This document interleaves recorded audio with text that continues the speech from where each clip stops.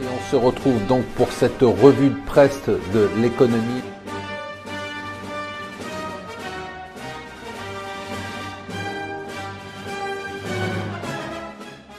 Bonjour et bienvenue sur Mon Financier pour le Morning Zapping du jour. Nous sommes le mardi 30 janvier, on vous l'a dit, on vous le répète, on va vous le répéter tous les jours. Le sujet de l'année, ça va être les taux d'intérêt, l'inflation, la puissance de la croissance.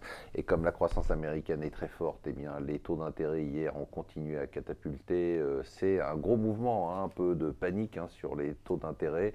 On est à 2,70% sur le 10 ans. La question est de savoir jusqu'où ces taux peuvent monter sans avoir un impact sur la bourse américaine. Hier, on a vu que pour une fois, on n'a pas eu de record quotidien sur la bourse américaine, donc c'est à noter, à suivre de près. Alors, ce qui est intéressant, c'est que on voit que la croissance est en train de repartir partout.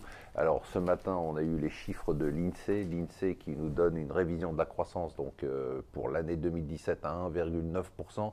On a 0,6% rien que sur le dernier trimestre, c'est quand même très fort. La bonne nouvelle, c'est que ce n'est pas tiré uniquement par la consommation qui augmente de 1,3%, mais par les investissements qui augmentent de 4,3%, et ça, c'est une excellente nouvelle.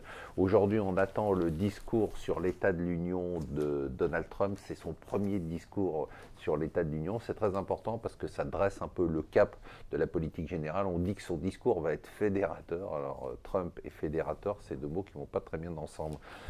On se prend à rêver parce qu'on en a tellement marre de ces GAFA qui écrasent l'Europe sans qu'on ait le moindre concurrent à leur opposé.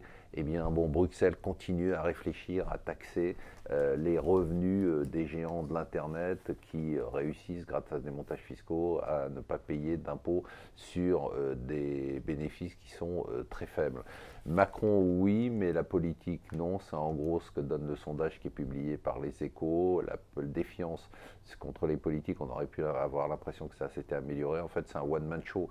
Les gens aiment bien Macron, mais ils n'aiment pas la politique. Et donc, la défiance vis-à-vis de la politique est en train de s'accroître. Ça, ce n'est pas une bonne nouvelle.